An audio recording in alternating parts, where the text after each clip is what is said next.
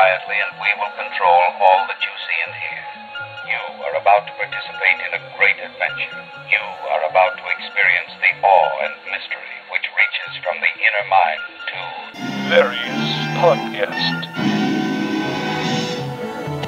I'm Larry Fedoruk, in control of your thoughts, all through my weekly podcast of social commentary. Later that same life. Season 2, Chapter 7, Thought Leader. All right, that was fun. Over the past few months, I've started to hear this phrase more and more. Thought leader. Thought leader. What an intriguing and interesting description of a person. They are a thought leader? What is that? Is it a job? If so, where does one apply? Well, Larry, how do you see yourself fitting into the Walmart family? Greeter, cashier, warehouse? Well, I was hoping you had an opening for a thought leader. Well, do you have any experience as a thought leader? Yes, of course. I've been a freelance thought leader for some time, working at home for the past couple of years. And during college, I was a weekend thought leader at a neighborhood car wash. Well, thank you for coming in. We'll be in touch if anything opens up. The term thought leader is a kind of job description. On face value, it may sound uncomfortable because a thought leader implies that there have to be thought followers, as if you can't or shouldn't think for yourself. Instead, follow the leader. Now that is not totally incorrect. A thought leader is expected to take charge of projects and or ideas for a mutual benefit of improvement, not mind control. A thought leader is defined as someone who is an informed opinion leader, an expert in their field, who then becomes trusted to educate and inspire others to creation and innovation. Now there's your job description. Let me just repeat that for clarity. Someone who is an informed opinion leader, an expert in their field, who then becomes trusted to educate and inspire others to creation and innovation. Does a person like that even exist? Not that there aren't smart people around, experts in their field and all, but trusted? That's a little tougher these days. We seem to live in an age of mass distrust, an age where some don't even trust science and medicine. They're suspicious of it. The highest doctor in the land can say, do this or you and millions will die. And a bunch of others stand up and say, oh yeah? Says you. You know, my cousin told me. Thought leaders exist, I'm pretty sure. They're likely hiding in NASA or at the science research labs or somewhere on a campus. I suppose they are influencers in their own tight-knit groups. But today they dare not go outside and claim to be a thought leader, lest they be sentenced to death for corrupting the minds of the people. You know, with their wizardry and black magic. Speaking of being sentenced to death, after my podcasts about philosophy and democracy in modern times, a few people wrote to me to say, you know, Larry, Socrates hated democracy. And what does this have to do with thought leaders? Well, firstly, Socrates was one. Hey, we know that name. Yeah. Hey, look him up. Oh, it's under Socrates. Oh, yeah. Socrates. And second, it does tie in. It wasn't that much that he hated democracy. He didn't think the same king or queen should run things all the time. He just foresaw a problem with democracy. As Socrates saw it, if anybody and everybody gets to vote, how easily could the masses fall prey to demagoguery? And even 2,400 some odd years ago in Athens, the birthplace of democracy, they did. Seduced by a demagogue, a rich, smooth-talking guy named Alcibiades. He got elected. His parents had money. He gave everyone short, easy answers to complex issues. He won.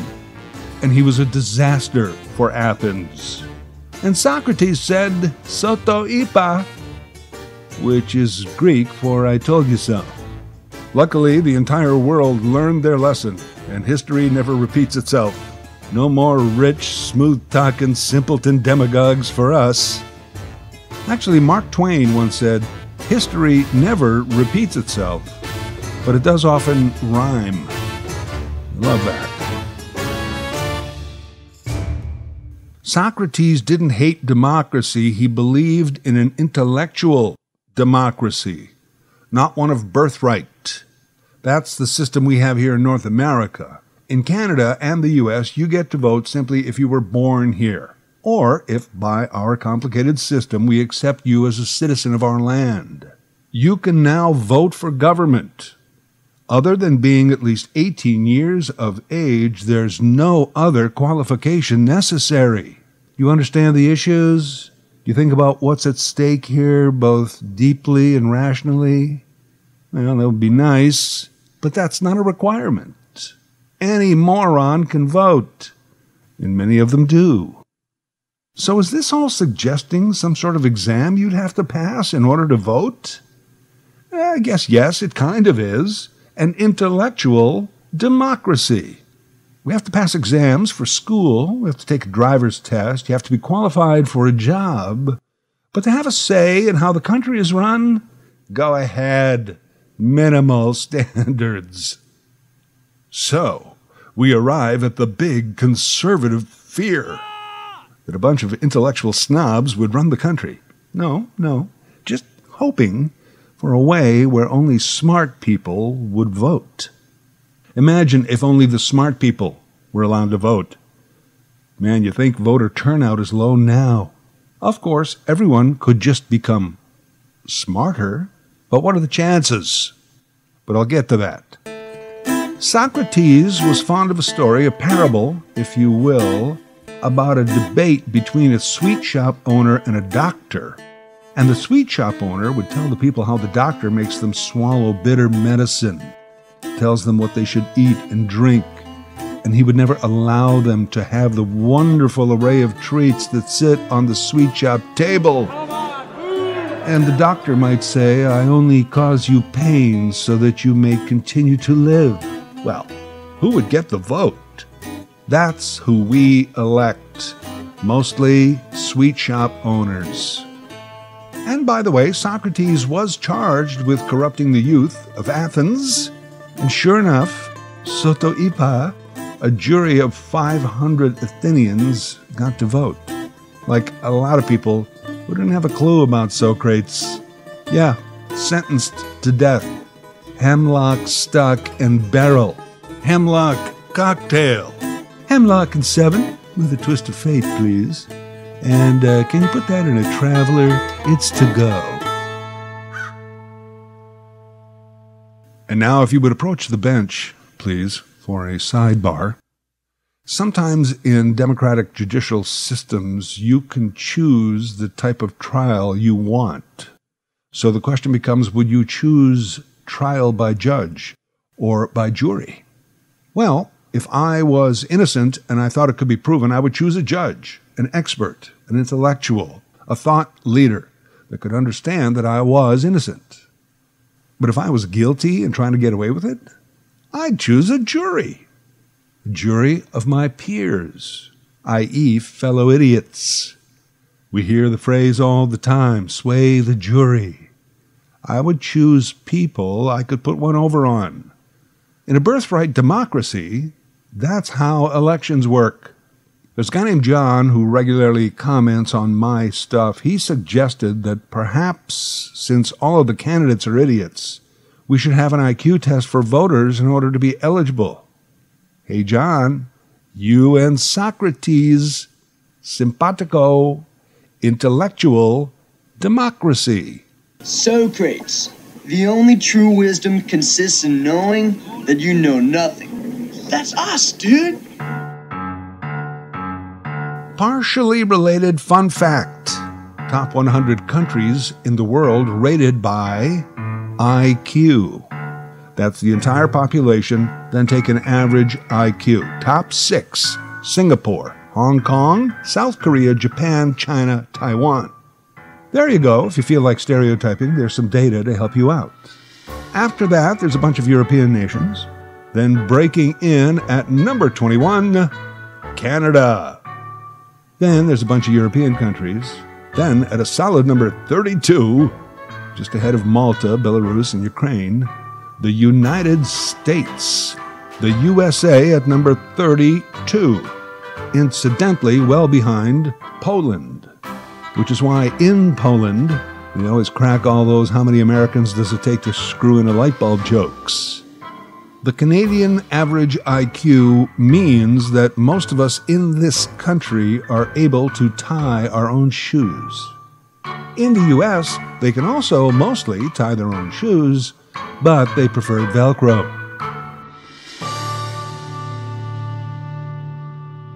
Important to note, IQ is determined by measuring through a series of tests your fluid intelligence and your crystallized intelligence. Sounds fancy, but it's not. Fluid intelligence is your ability to reason, figure things out, make sense of abstract information. Crystallized is what you already know, the knowledge, skills you've already acquired, what you know and what you can learn. That's an IQ score. All that because many people are fond of posting today how much stupid there is out there. Are there more stupid people than ever? Percentage-wise? I don't think so. Think about this. We're also seeing a lot more people smartening up, getting wise to what's going on, and demanding change. I think because there's more smart people, it's easier to expose the idiots. It's much easier to see the divide between smart and stupid. Those trying to survive by smartening up, and those trying to survive by dumbing it down. And for both sides, it seems to them a matter of survival. Maybe that's what we're seeing. Maybe we're just noticing the disparity. Perhaps a greater disparity than ever before. I'm not positive about this. I'm just throwing it out there. People also seem to like posting the statement or variations of it, "You can't cure stupid." Well, yeah, you can. It's called education, and it's a long-term project. It takes more than just a couple of shots. You'll need several boosters. It's not just one seminar, it's many classes over many semesters. And everything counts on the final exam. Because here's the deal. While many people's crystallized so-called knowledge may be highly flawed, it's not the big problem. It's the fluid knowledge that needs the work, the ability to reason and sort out the facts. That is in bigger need of education. Well, great. How do we do that? Well, this may sound crazy, but I've had this idea for a series of educational institutions with thought leaders, and attendance should be mandatory for all children until the age of 16, unless you're otherwise... What? Oh, we already have those. Schools. That's right. We all went to school. Even me, and I went to slow school. You probably saw the sign, "Slow school ahead." Yeah, that was my school.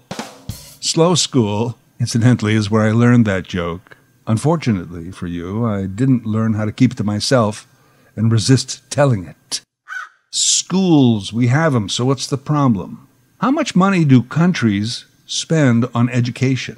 In the United States, it's about 5% of GDP, gross domestic product. So here's all the money we make, so to speak, and here's what percentage of that goes to education. And that's kids at an elementary and secondary level, grade school, high school. America, 5%. Canada, it's a little higher, but also around 5%. Top 100, we're in the bottom half in the world on what we spend on education.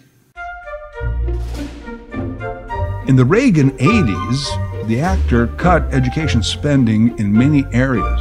It became much more expensive to get a quality education. This disproportionately affected minorities and marginalized peoples, leading to a whole other set of problems. And it is possible. We are seeing the results of that today. Worth thinking about.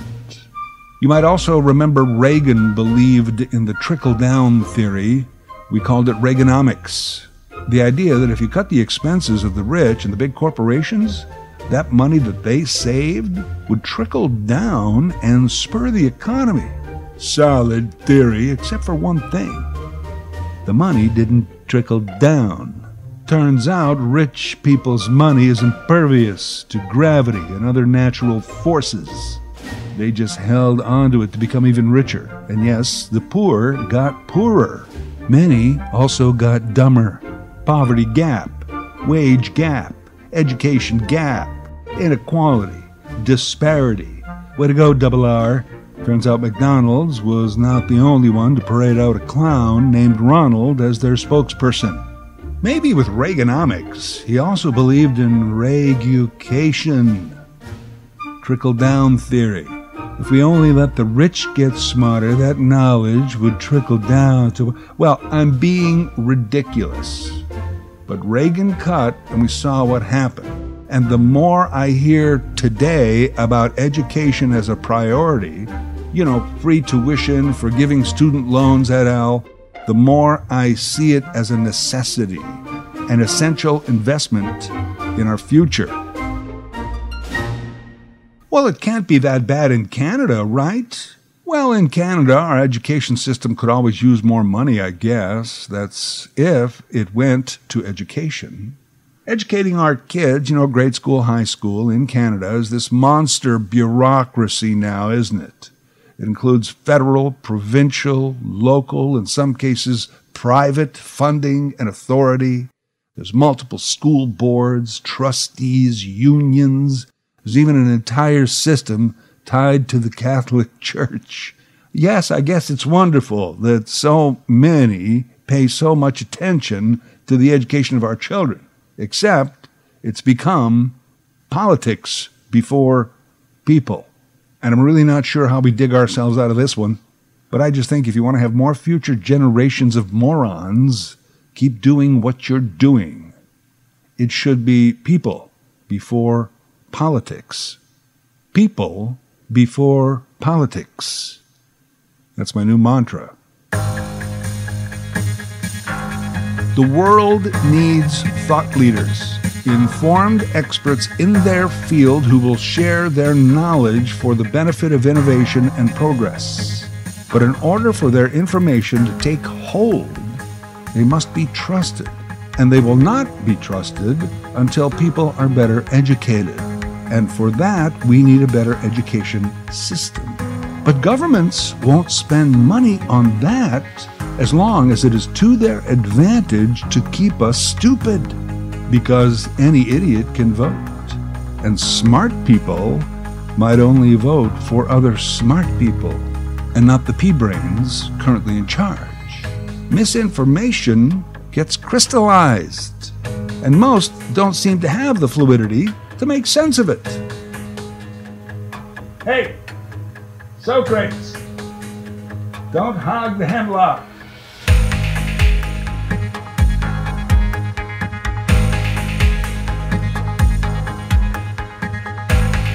Later That Same Life is written, voiced, and produced by Larry Fedoruk. LarryFedoruk37@gmail.com. Subscribe to Larry's podcast YouTube channel. Get automatic notifications with each new episode.